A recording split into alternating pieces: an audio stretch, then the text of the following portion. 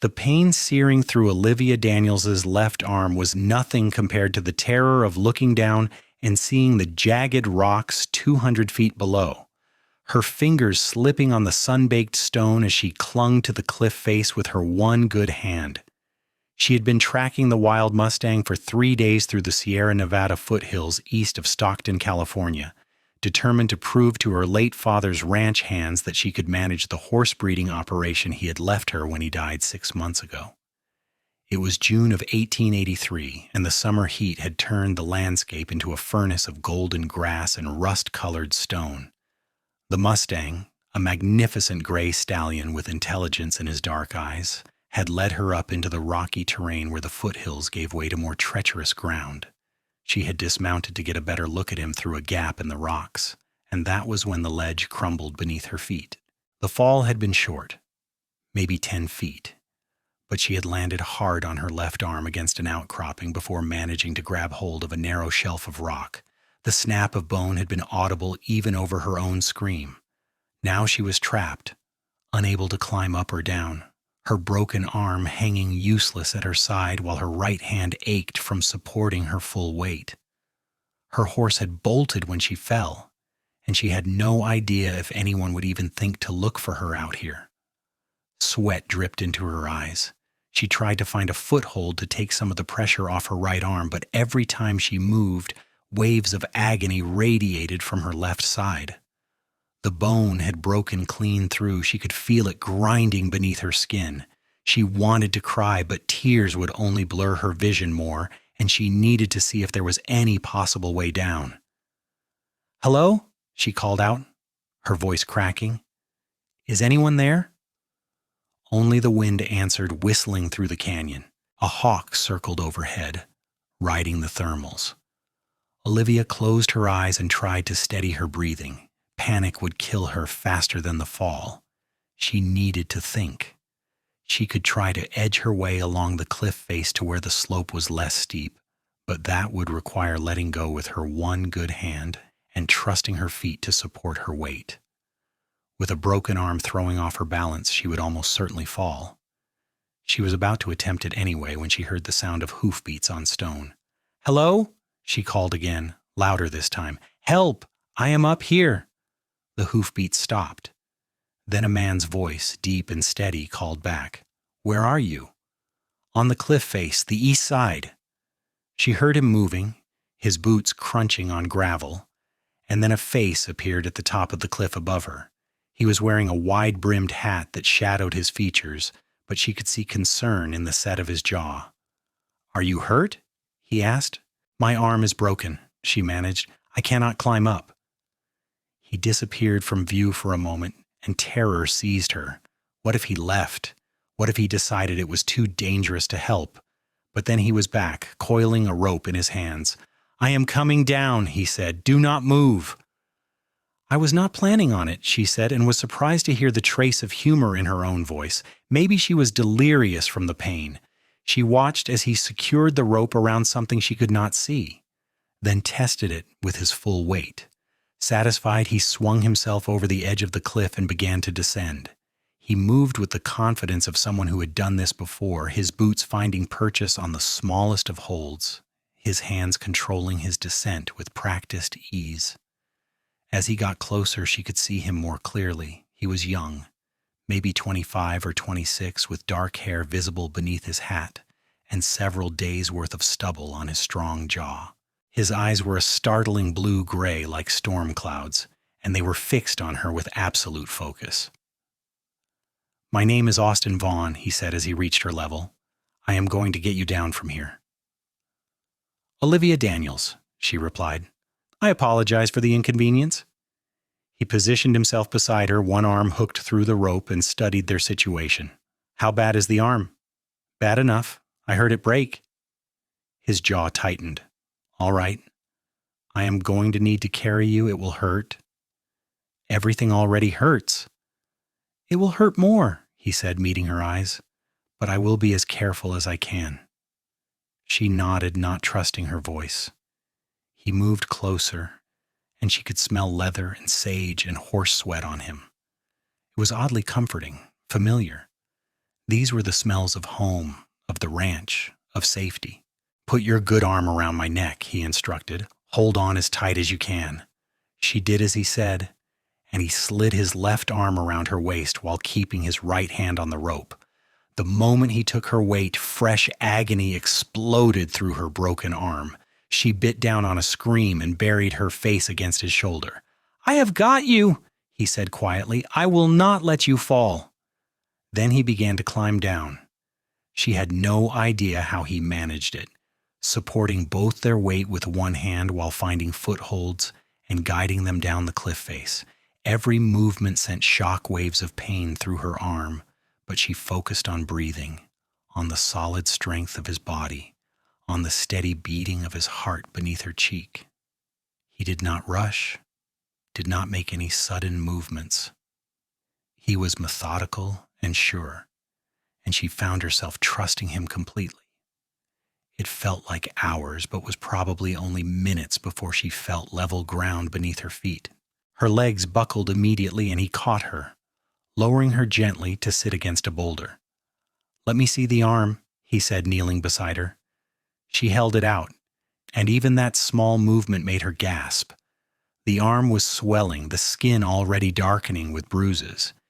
He examined it carefully, his touch surprisingly gentle for such large hands. "Definitely broken," he confirmed. "I need to set it and splint it before we can move you. Do you have any water?" "My canteen was on my saddle. My horse ran off." He retrieved his own canteen from his horse, a sturdy roan gelding that had been ground-tied nearby. "Drink some of this first." The water was warm, but tasted like heaven.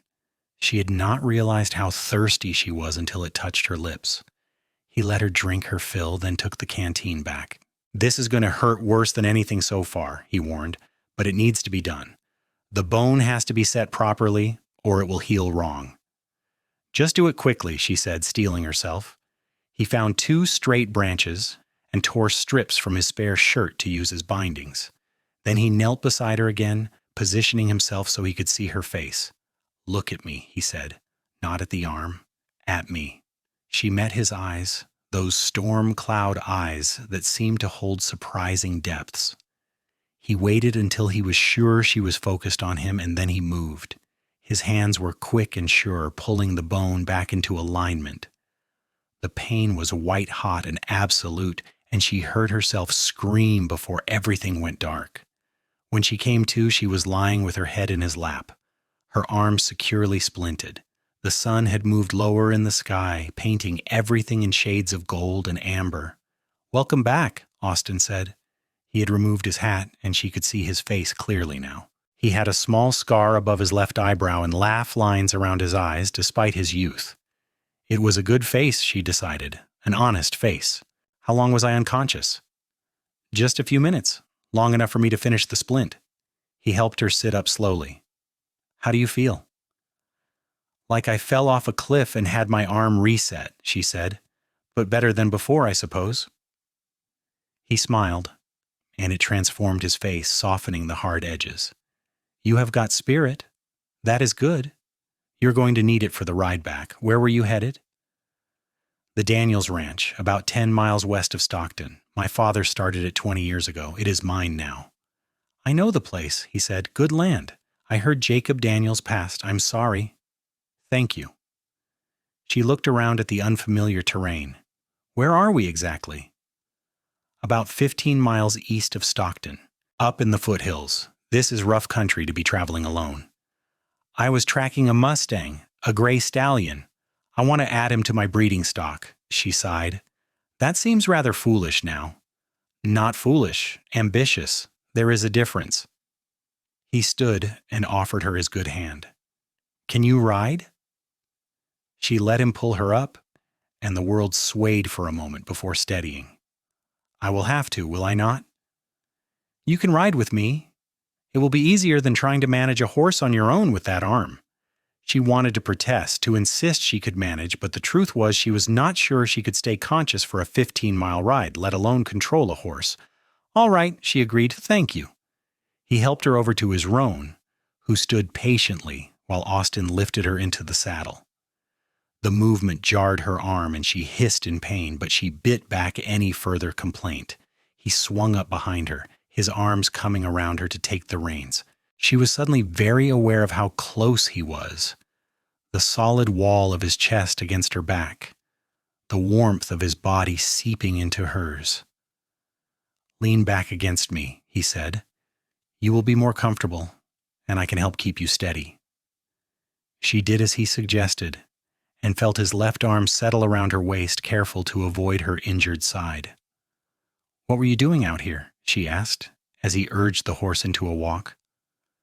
"Looking for strays from my herd. I have a small ranch about 5 miles north of yours. Mostly cattle, some horses. Nothing as grand as the Daniels spread." "How small?" 200 acres. I bought it 3 years ago, been building it up since." "That is not small at all for 3 years of work," she said. "You must have started young." "I am 26. I have been saving since I was 15, working as a ranch hand wherever I could. When old Murphy decided to sell, I had just enough to make him an offer." She was impressed despite herself.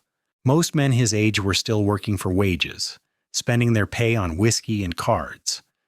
To have bought and built up a ranch took discipline and determination.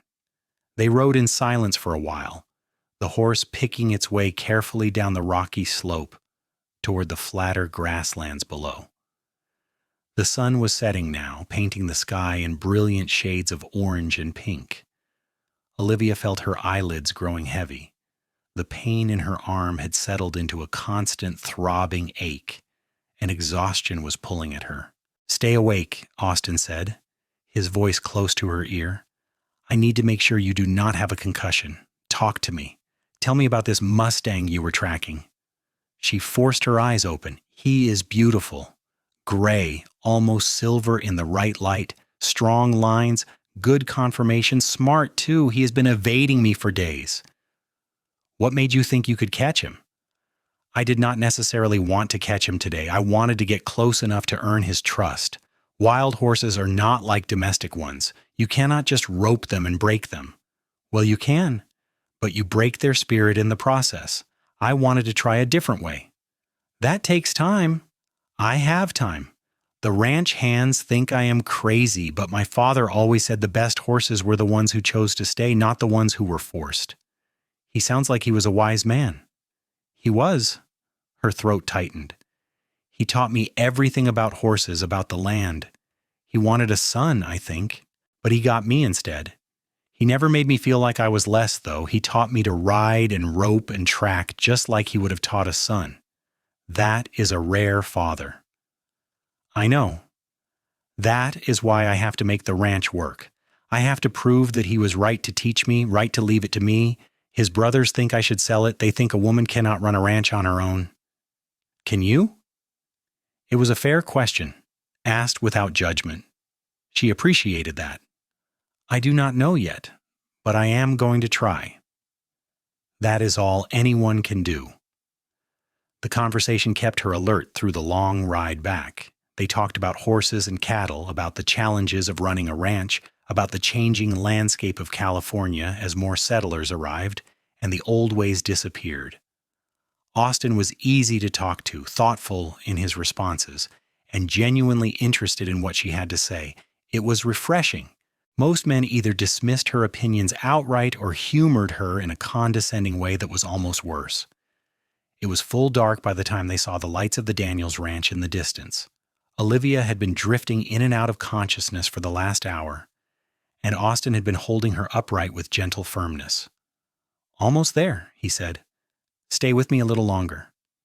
The ranch house was a sprawling adobe structure with a wide porch and a red tile roof, built in the Spanish style that was common in California. Her father had added on to it over the years as the ranch prospered, and now it was large enough to house not just Olivia but also her housekeeper Maria and Maria's husband Carlos, who managed the day-to-day ranch operations. The front door flew open as they rode into the yard, and Maria came running out, her dark hair streaming behind her. "Olivia, Dios mío, we have been so worried. Your horse came back without you hours ago." She stopped short when she saw Austin. "Who is this? What happened?" I fell, Olivia said. Her voice sounded weak even to her own ears. Broke my arm. Austin found me and brought me home. Carlos appeared behind Maria, his weathered face creased with concern. Austin dismounted and then carefully lifted Olivia down, cradling her against his chest as though she weighed nothing. She needs a doctor, Austin said. The arm is badly broken. I set it and splinted it, but she needs proper medical attention. I will ride for Dr. Morrison, Carlos said immediately, already heading for the stable. Bring her inside, Maria said, leading the way into the house. Put her in her bedroom, first door on the right. The house was cool and dark after the heat of the day, and Olivia caught glimpses of familiar things as Austin carried her through. Her father's old rifle hanging above the fireplace, the woven rug Maria had made last winter, the portrait of her mother who had died when Olivia was just a baby. Austin laid her gently on her bed, and Maria immediately began fussing over her, bringing water and a cool cloth for her forehead. Thank you, Olivia said to Austin. You saved my life today. Anyone would have done the same, he said, but his eyes were warm. No, they would not have. Many men would have ridden past, not wanting the trouble. Maria looked between them with interest. You must stay for dinner, Signor Vaughn. It is the least we can do. I do not want to impose. It is not an imposition, Olivia said. Please stay. He hesitated, then nodded. All right, thank you. Dr. Morrison arrived an hour later, a portly man with spectacles and kind eyes who had been treating the families around Stockton for 30 years. He examined Olivia's arm carefully, nodding approval at Austin's work. You did a fine job setting this, he told Austin. Are you a medical man? No, sir, I grew up on ranches. You learn to deal with broken bones and other injuries when you're days from the nearest doctor.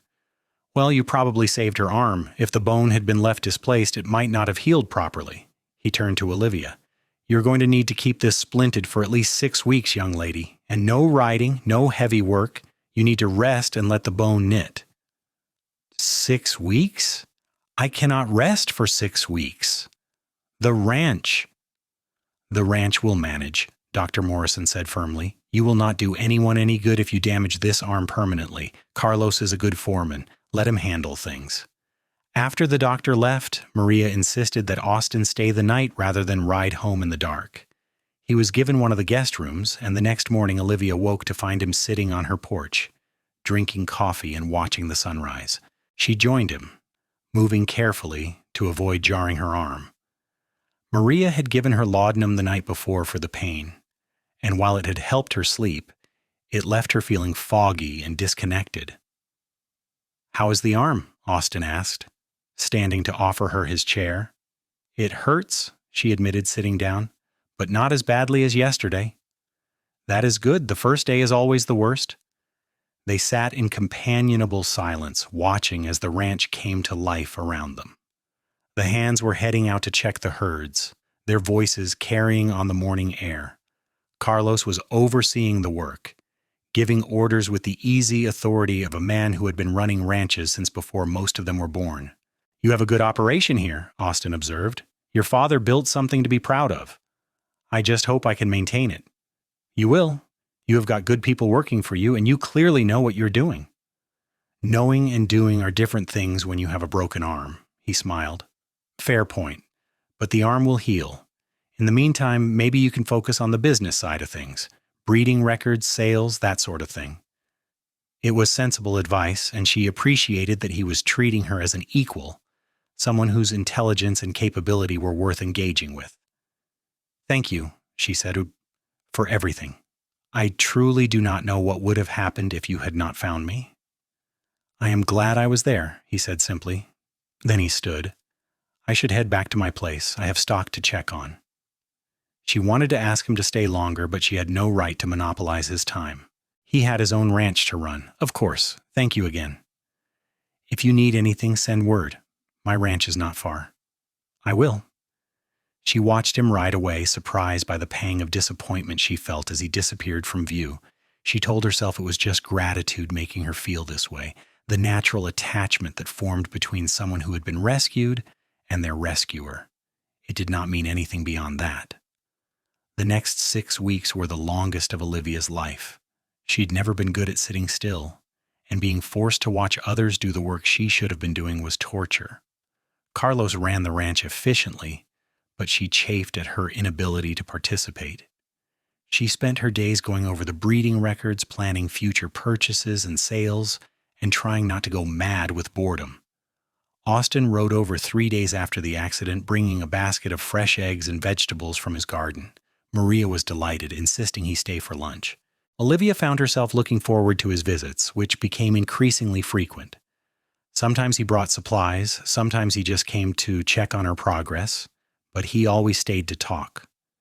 She learned that he had grown up in Texas, the youngest of 5 sons, and had come west when he was 18 looking for opportunities. He had worked his way up from stable hand to wrangler to foreman before finally saving enough to buy his own place.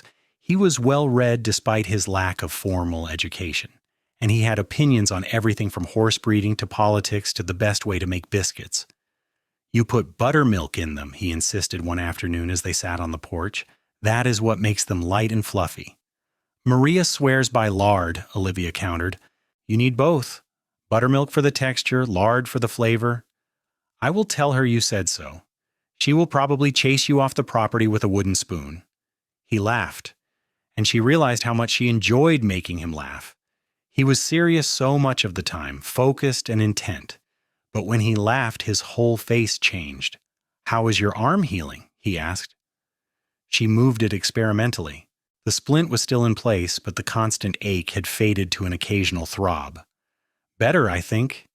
Dr. Morrison is coming tomorrow to check on it." "Good. You must be anxious to get back to work."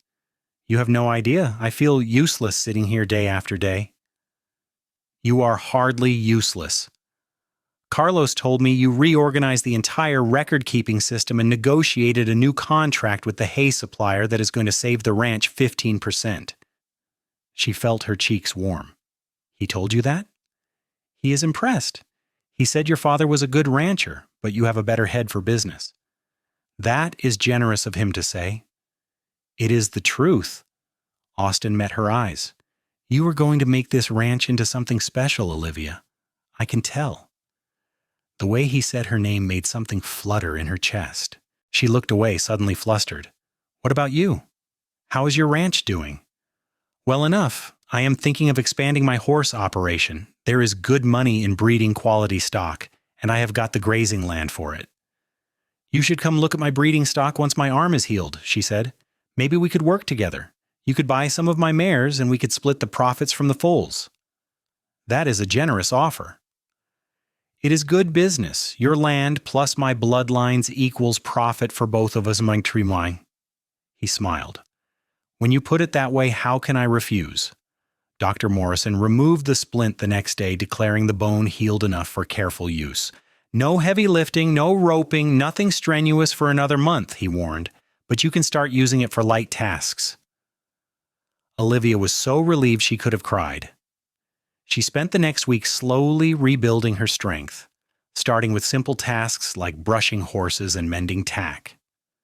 Her arm tired easily and ached by the end of each day, but it was functional, and that was what mattered. Austin continued to visit regularly, often staying for dinner. Maria teased Olivia about it, saying that a man did not ride 10 miles round trip that frequently unless he had a good reason. Olivia tried to dismiss it, but she could not deny that she looked forward to his visits more than she should. She found herself thinking about him at odd moments, remembering things he had said, wondering what he was doing. It was August when everything changed. Olivia was in the stable checking on a mare who was close to foaling when she heard riders approaching. She went to the door and saw Austin riding up with another man she did not recognize. "Olivia," Austin called. "Is Carlos around?" "He is out checking the north pasture. What is wrong?" "There is trouble. Someone has been cutting fences and running off stock. 3 ranches have been hit in the last week, including mine." Her stomach dropped. Rustlers were every rancher's nightmare. "How many head did you lose?" "About 20. The Matheson place lost 30, and the Rodriguez ranch lost almost 50. "Do you know who is doing it?" "No, but they are organized. They are hitting multiple ranches on the same night, moving fast, covering their tracks. The sheriff is investigating, but he has not found anything yet. Carlos rode in while they were talking, and Austin filled him in on the situation. They decided that the ranch hands would start riding patrol at night, working in shifts to keep watch over the herds. Austin offered to coordinate with the neighboring ranches so they could share information and resources. "I will ride patrol too," Olivia said. All three men turned to look at her. "Your arm," Austin said, "is healed enough. I can ride and I can shoot. You need every person you can get." Carlos looked like he wanted to argue, but he knew her well enough to recognize a losing battle. "You take the early shift," he said finally, "dusk until midnight, and you ride with someone else. No one goes out alone." "I will ride with her," Austin said immediately. "My foreman can manage my place for a few nights." So it was that Olivia found herself riding the boundaries of her property each evening with Austin at her side. They rode slowly, watching for any signs of disturbance, listening for sounds that did not belong. It was slow, tedious work, but it gave them hours to talk. On the third night, sitting their horses on a small rise overlooking the valley, Austin said, "Can I ask you something personal?" "You can ask. I might not answer." "Why did you never marry? A woman like you, with property and intelligence and beauty, I would have thought you would have had plenty of offers." She was glad for the darkness that hid her blush. "I had offers. I turned them down."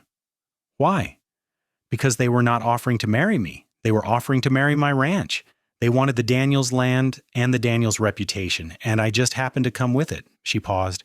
"My father always said I should wait for someone who saw me first and the ranch second. I decided I would rather be alone than settle." "That is brave, or stubborn. Maybe both." She could hear the smile in his voice. "For what it is worth, I think you made the right choice. What about you? Why has no one claimed the eligible Austin Vaughn?" "I have been too busy building a ranch to think much about courting, and most of the women around Stockton are not interested in a man who comes with 200 acres and a lot of hard work ahead of him." "Then they are fools." He turned to look at her, and even in the starlight she could see the intensity in his eyes. "Olivia." A gunshot cracked through the night, distant but unmistakable. They both wheeled their horses toward the sound, which had come from the direction of the Rodriguez ranch. "Come on," Austin said, spurring his horse into a gallop. They raced across the dark landscape, joined by Carlos and two other ranch hands who had heard the shot. As they approached the Rodriguez property, they could see riders in the distance, moving fast, driving a small herd of cattle ahead of them. "They are making for the canyon," Carlos shouted. "If they get into the rocks, we will lose them." Austin pulled his rifle from its scabbard. "Spread out. We need to turn them." What followed was a chaotic chase through the darkness. The rustlers were good, working together to keep the cattle moving, but Austin and the others were better. They managed to get ahead of the herd and turn them back toward the Rodriguez ranch, cutting the rustlers off from their escape road. The rustlers opened fire, but in the darkness their aim was poor.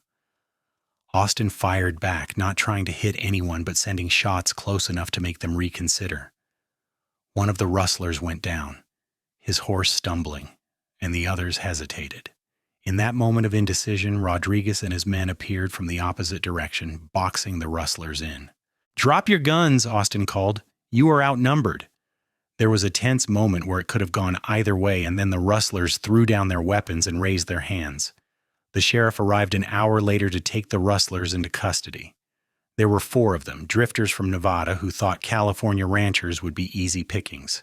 They were wrong. "You all did good work tonight," the sheriff said. "With any luck, this will put an end to the rustling problem." Olivia was exhausted by the time she and Austin rode back to her ranch. Dawn was breaking, painting the sky in shades of pink and gold. They stopped at the top of the rise above her property, looking down at the ranch house and the outbuildings, the corrals, and the grazing herds. "Thank you," she said, "for everything, for saving me on that cliff, for helping protect the ranch, for being here." "I did not do it for thanks," Austin said quietly. "Then why?" He turned to face her fully, his expression serious. "Because somewhere between pulling you off that cliff and riding patrol with you every night, I fell in love with you, Olivia Daniels." Her breath caught. "Austin, I know I am not what you might have hoped for. I've got a small ranch and a lot of debts and no family name to speak of, but I love you. I love your courage and your intelligence and your stubborn determination. I love the way you talk about horses like they are people, and the way you never back down from a challenge. I love you, and I had to tell you even if you do not feel the same way. She stared at him, her heart pounding so hard she was sure he must be able to hear it. Then she started to laugh, surprising them both. "Why are you laughing?" he asked, looking uncertain. "Because I have been in love with you since you carried me down that cliff and told me you would not let me fall," she said. "I've been trying to convince myself it was just gratitude, but it is not. It is love." The smile that spread across his face was like the sunrise. "You mean it?" "I mean it. I love you, Austin Vaughn." He leaned across the space between their horses and kissed her. It was gentle and sweet and perfect, tasting of promise and possibility. When they finally pulled apart, they were both grinning like fools. "So what do we do now?" she asked. "I suppose I should do this properly," he said. He dismounted and then helped her down from her horse, and there on the hilltop with the sun rising behind them, he took her hands in his. "Olivia Daniels, will you marry me? I cannot offer you much beyond my love and my land and my absolute devotion, but I promise you will always come first. Not the ranch, not the land, but you." Tears pricked her eyes. Those were exactly the words she had been waiting her whole life to hear. "Yes," she said, "yes, I will marry you." He swept her into his arms and spun her around, both of them laughing with pure joy. When he set her down, he kissed her again, deeper this time, and she felt the future unfold before them like a map of unexplored territory, full of promise and adventure. They were married 6 weeks later in a simple ceremony in Stockton's small church. Maria cried through the entire service, and Carlos gave Olivia away, standing in for the father who would have been proud to see his daughter marry a man who loved her for herself. The church was packed with neighbors and friends, everyone who had come to respect both Olivia and Austin in the time they had been building their ranches. Olivia wore her mother's wedding dress, which Maria had altered to fit her. It was simple white lace with pearl buttons, and she felt beautiful in it. Austin wore a new suit, dark and well-tailored, and when he saw her walking down the aisle, his eyes went bright with tears. "Dearly beloved," the minister began, and Olivia felt a sense of rightness settle over her like a warm blanket.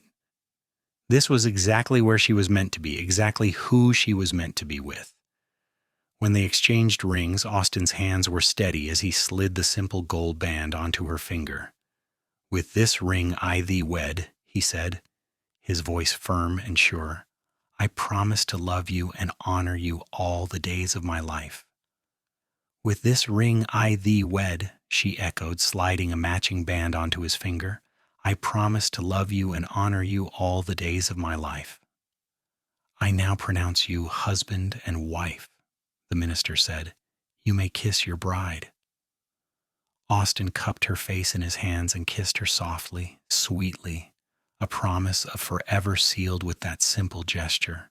The church erupted in applause and cheers, and they walked back down the aisle, hand in hand, husband and wife. The reception was held at the Daniels Ranch, now officially the Daniels Vaughn Ranch.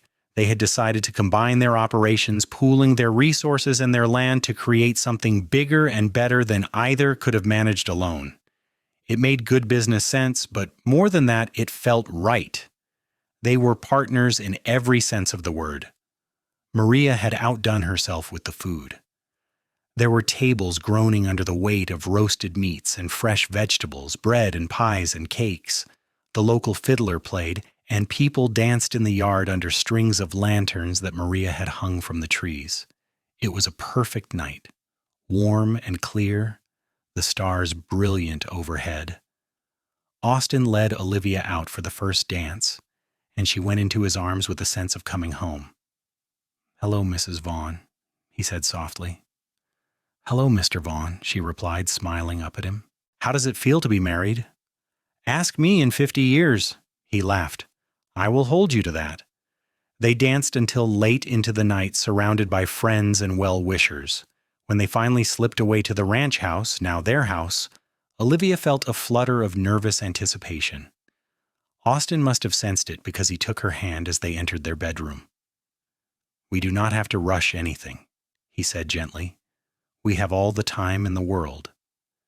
She appreciated his consideration, but she was not afraid.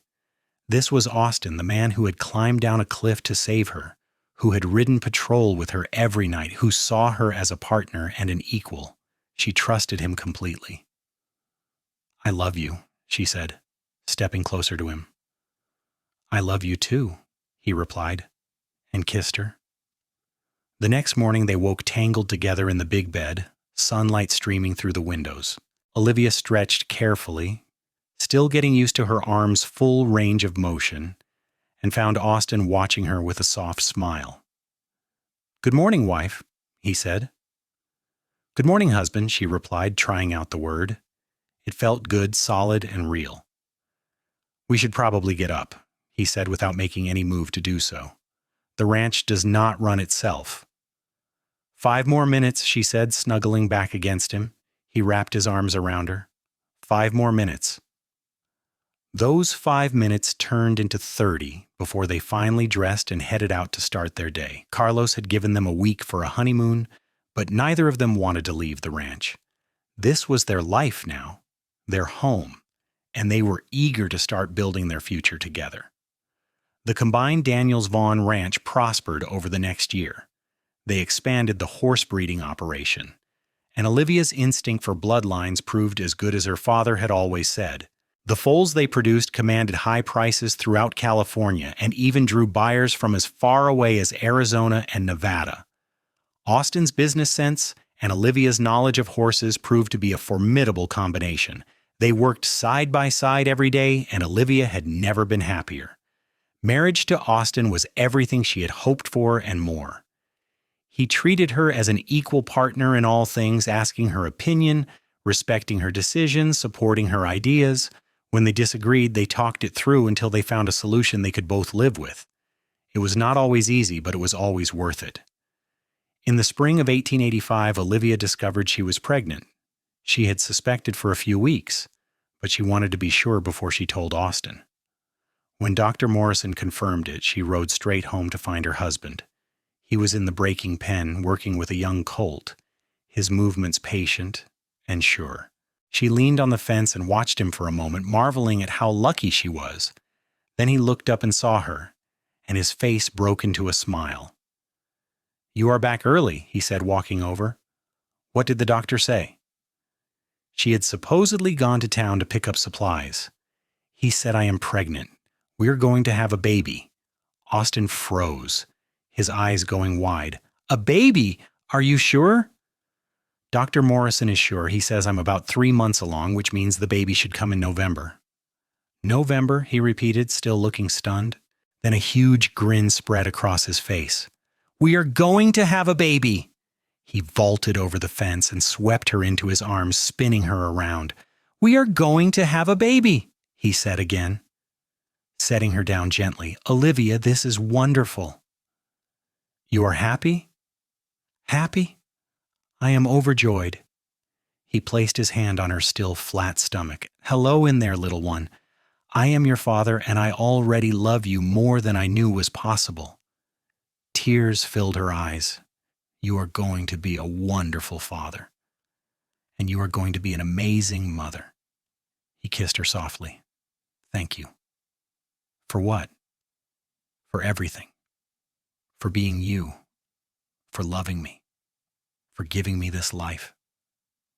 The pregnancy was easier than Olivia had feared. She was healthy and strong, and she continued to work on the ranch until her belly grew too large to fit comfortably in the saddle. Even then, she managed the business side of things, keeping the books and negotiating sales from the comfort of the ranch house porch. Austin was attentive without being overbearing, making sure she did not overdo it, but not treating her like she was made of glass. Maria fussed over her constantly, making special foods and insisting she rest more. Carlos and the ranch hands were careful around her, worried about anything that might pose a risk. Their son was born on a cold November night.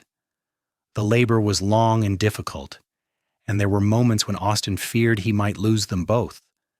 But Olivia was strong, stronger than he had ever imagined, and when the baby finally arrived with a lusty cry, she laughed through her tears. "A boy," Dr. Morrison announced, placing the squalling infant on Olivia's chest. "A healthy boy." Austin stared at his son in wonder. He was tiny and red-faced and perfect, with a shock of dark hair and his mother's nose. "He is beautiful," Austin said, his voice thick with emotion. "He looks like you," Olivia said, exhausted but radiant. "He has your stubbornness. Listen to those lungs." They named him Jacob after Olivia's father, with the middle name Thomas after Austin's father. Jacob Thomas Vaughn made his opinions known from the very beginning, crying when he was hungry or wet or simply wanted attention. He was a demanding baby, but he was theirs, and they loved him fiercely. Watching Austin with their son, Olivia fell in love with him all over again. He was a natural father, patient and gentle, singing silly songs and making funny faces to earn Jacob's rare smiles. He took his turn with night feedings, walking the floor with the baby when he would not settle, changing diapers without complaint. "Where did you learn to be so good with babies?" Olivia asked one night, watching him rock Jacob to sleep. "I had 4 older brothers, Horimaiser," he said. "I helped raise more nephews and nieces than I can count." "You never told me that." "You never asked." He smiled down at the baby in his arms. "Besides, it is different when it is your own. I would do anything for this little man." As Jacob grew, the ranch continued to thrive. They added more land, purchased more breeding stock, and built a reputation for producing the finest horses in Central California. The Daniels Vaughn brand became synonymous with quality, and they could barely keep up with demand. When Jacob was 2, Olivia discovered she was pregnant again. This time she was less surprised and more prepared. Their daughter arrived in the summer of 1888, an easier birth than Jacob's had been. They named her Sarah Grace, and she was her brother's opposite in every way. Where Jacob had been loud and demanding, Sarah was quiet and content, watching the world with solemn, dark eyes. "She is going to be trouble," Austin predicted, cradling his daughter. "The quiet ones always are." He was right. Sarah might have been quiet, but she was also stubborn and fearless. As soon as she could walk, she was following her brother everywhere, determined to do everything he did. Jacob, to his credit, was protective of his little sister, always making sure she was included in his games. The years passed in a blur of seasons and milestones. Jacob learned to ride before he was 5, sitting in the saddle in front of his father and shrieking with delight. Sarah was not far behind, insisting that if Jacob could ride, so could she. They both grew up knowing the ranch inside and out, learning the rhythms of the land and the animals. In 1891, Olivia was standing in the stable checking on a mare when Austin found her. He had a strange expression on his face, half excited and half nervous. "What is wrong?" she asked immediately. "Nothing is wrong, but I need to show you something." He took her hand and led her outside, where a familiar gray stallion stood tied to the hitching post. Olivia gasped. "Is that the Mustang you were tracking the day I met you?" "Yes. I have been looking for him for years, and I finally found him. Or rather, he found me. He walked into my north pasture 3 days ago like he owned the place." She approached the stallion slowly. He was older now, his muzzle showing some gray, but he was still magnificent. He watched her with intelligent eyes, ears pricked forward with interest. "Hello, old friend," she said softly. "Remember me?" The stallion snorted and tossed his head, but he did not back away when she reached out to stroke his neck. His coat was silky beneath her fingers, and she felt tears prick her eyes. "I thought I would never see him again," she said. "I know. That is why I brought him here." Austin came to stand beside her. "Happy anniversary?" "Our anniversary is not until September." "Then consider it an early present." She turned to him, overwhelmed. "Austin, this is too much. He must be worth a fortune." He is worth whatever it takes to see you smile like that. He kissed her gently. Besides, he is ours now. We can finally add him to the breeding program like you wanted. The stallion, whom they named Silver for his gray coat, became the cornerstone of their breeding operation. His offspring were fast and smart and beautiful, commanding top prices. But more than that, he was a reminder of where they had begun, of the day Austin had climbed up a cliff to save her and changed both their lives forever. In the summer of 1893, Olivia and Austin were sitting on the porch watching Jacob and Sarah play in the yard. Jacob was 10 now, tall and lanky, all elbows and knees. Sarah was 5, still small but fierce, chasing her brother with a stick and demanding he stop and play with her. "Do you ever think about that day?" Olivia asked, "of the day we met?" "All the time," Austin admitted. "I think about how easily I might have ridden a different direction, missed you entirely. We would have just been two ranchers living 5 miles apart, maybe nodding to each other at church on Sundays." "I was so scared," she said, "hanging on that cliff, feeling my strength giving out, and then you appeared, and I just knew somehow that everything would be all right." "I was scared too," he said. "Scared I would not be able to reach you in time. Scared I would drop you, scared of so many things, but I knew I had to try." She took his hand, lacing their fingers together. "I'm glad you did." "Me too." He brought her hand to his lips and kissed it. "Best decision I ever made." "Even better than buying your ranch?" "Even better than that. The ranch is just land and animals and buildings. You're my heart. Olivia? You and our children. Everything else is just details." She leaned her head on his shoulder, perfectly content. They had built something extraordinary together, not just a successful ranch, but a life, a family, a love that had weathered every challenge thrown at it. The years continued to pass, bringing both joys and sorrows. Carlos died in the winter of 1895, and they mourned him deeply. He had been more than a foreman. He had been family. Maria stayed on at the ranch, helping raise Jacob and Sarah and eventually their grandchildren. Jacob grew into a fine young man, tall and strong like his father, with his mother's intuition for horses. He took over more and more of the ranch operations as he got older, proving to be a natural leader. Sarah was quieter, but no less capable, with a gift for numbers that made her invaluable when it came to the business side of things. In 1898, Jacob met a young woman named Emma Sullivan at a church social. She was the daughter of a merchant from Sacramento, visiting relatives in Stockton for the summer. Jacob was smitten immediately, and within 6 months they were engaged. They married the following spring in the same church where Austin and Olivia had wed. Sarah took longer to find her match. She was particular, unwilling to settle for just anyone, and Olivia approved. Better to wait for the right person than rush into something wrong. When Sarah was 23, she met a young veterinarian named Thomas Carter, who had recently moved to Stockton. He was kind and intelligent and shared her love of animals. They courted for 2 years before Thomas finally worked up the courage to propose. Sarah accepted, and they were married in the summer of 1906. Austin and Olivia became grandparents multiple times over. Jacob and Emma had 4 children, 2 boys and 2 girls. Sarah and Thomas had 3, all boys. The ranch house was often filled with the sound of children laughing and playing, and Austin and Olivia loved every chaotic moment of it.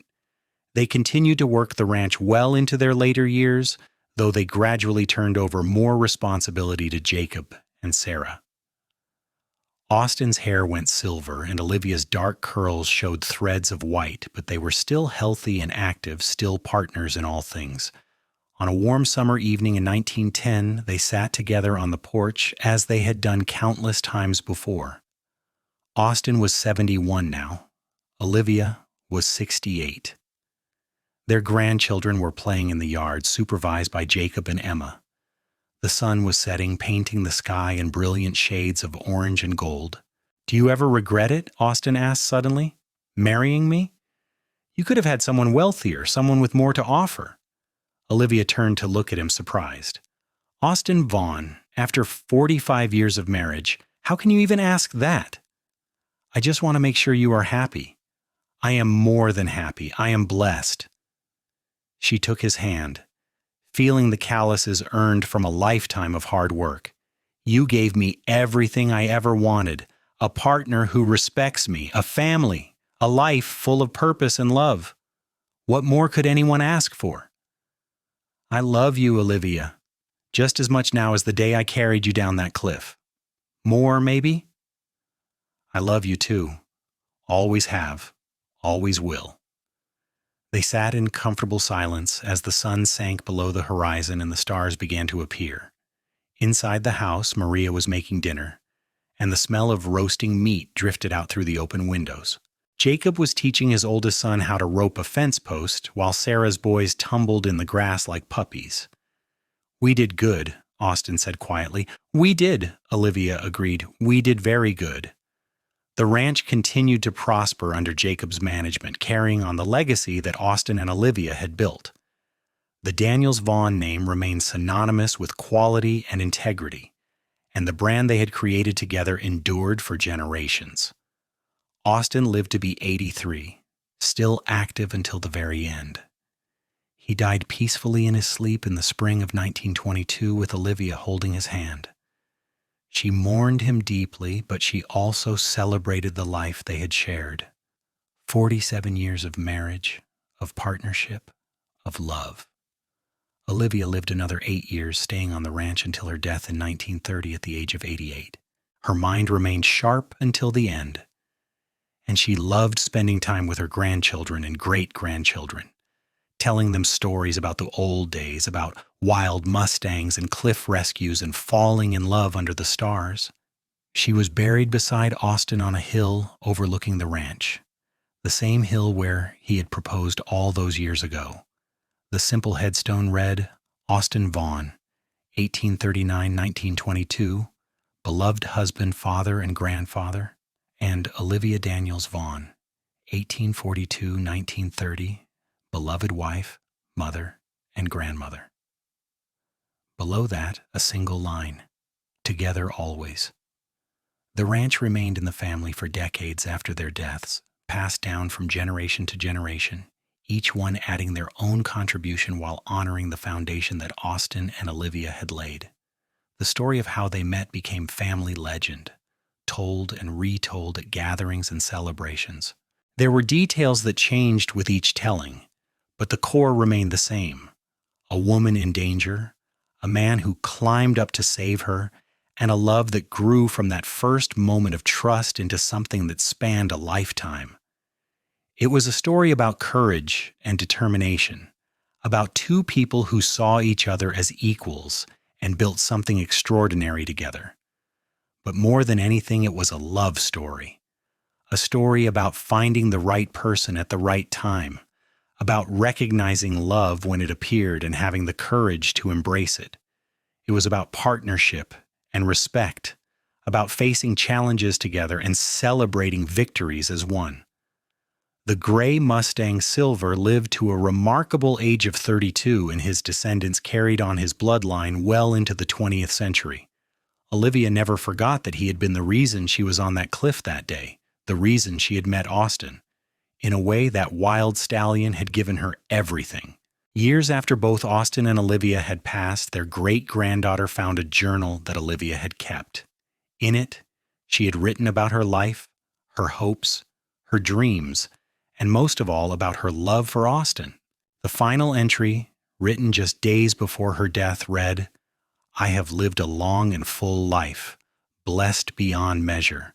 I have raised children and watched them raise children of their own. I have built a successful business and contributed to my community. I have seen California change from a wild frontier to a modern state. But of all of my accomplishments, the one I am most proud of is loving Austin Vaughn and being loved by him in return. He was my partner, my best friend, my great love. I am ready now to see him again, to take his hand once more and walk with him into whatever comes next. If there is a heaven, I know he will be there waiting, probably sitting on some celestial porch, watching the sunset and saving me a seat beside him. I can hardly wait. The Daniels Vaughn Ranch eventually became a historical landmark, preserved as an example of the great ranches that had helped build California. Visitors could tour the property and learn about the family who had lived there, about Austin and Olivia and the legacy they had created. But the real legacy was not in the land or the buildings or even the family name. The real legacy was in the love story that had started it all. The story of a cowboy who climbed up a cliff to save a woman with a broken arm and ended up finding the love of his life. It was a story that reminded people that the best things in life often come from the most unexpected places, that courage and kindness can lead to extraordinary things, and that true love, when you find it, is worth everything. In the end, that was what mattered most. Not the acres of land or the successful business or even the children and grandchildren who carried on their names. What mattered was that Austin Vaughn and Olivia Daniels had found each other on a cliff face in the summer of 1883, had recognized something special in that moment of crisis, and had had the wisdom to nurture it into a love that lasted a lifetime and beyond. Their story became part of the fabric of Stockton's history, a reminder of the courage and determination of the people who had built the West. But it was also simply a beautiful love story, the kind that gives people hope and reminds them that love can be found in the most unexpected places, that it can grow from the smallest seed into something magnificent, and that when you find it, you should hold on to it with everything you have. And that is exactly what Austin and Olivia did. They held on to each other through good times and bad, through challenges and triumphs, through 52 years of life lived fully and well. They built a ranch, raised a family, and created a legacy that endured long after they were gone. But most importantly, they loved each other with complete devotion, from that first moment on the cliff face until their final days. It was a love story for the ages, set against the backdrop of the Wild West, featuring two extraordinary people who were ordinary in so many ways, but who together created something truly special. It was a story about taking chances, about trusting your heart, about recognizing when something is worth fighting for, and it all started with a broken arm, a cliff face, and a cowboy brave enough to climb up and carry her down to safety. From that moment of crisis came a lifetime of love, a family that spanned generations, and a legacy that would endure long after they were gone. It was proof that the best things in life often come from the most unexpected places, and that love, when it is real and true, can overcome any obstacle and endure any challenge. Austin and Olivia's great-great-grandchildren still tell the story, passing it down to their own children, keeping the memory alive. The ranch may have changed hands, the landscape may have been transformed by time and progress, but the story remains, as fresh and powerful as it was that day in 1883, when a cowboy looked down from the top of a cliff and saw a woman who needed his help. He could have ridden on. He could have decided it was too dangerous, too much trouble, but he did not. He climbed down, he carried her to safety, and in doing so, he found the love of his life. That single act of courage and compassion set in motion a chain of events that would affect generations of people who came after them. It is a reminder that our choices matter, that the things we do in moments of crisis can have consequences far beyond what we can imagine. Austin's choice to help Olivia did not just save her life that day. It created a family, built a legacy, and gave the world a love story worth remembering. And so the story endures, passed down through the generations, a testament to the power of love and courage and the extraordinary things that can happen when two people find each other at exactly the right moment. It is the story of Austin Vaughn and Olivia Daniels, of a broken arm and a cliff face, of a cowboy who climbed up and carried her down safe, and of the lifetime of love that followed.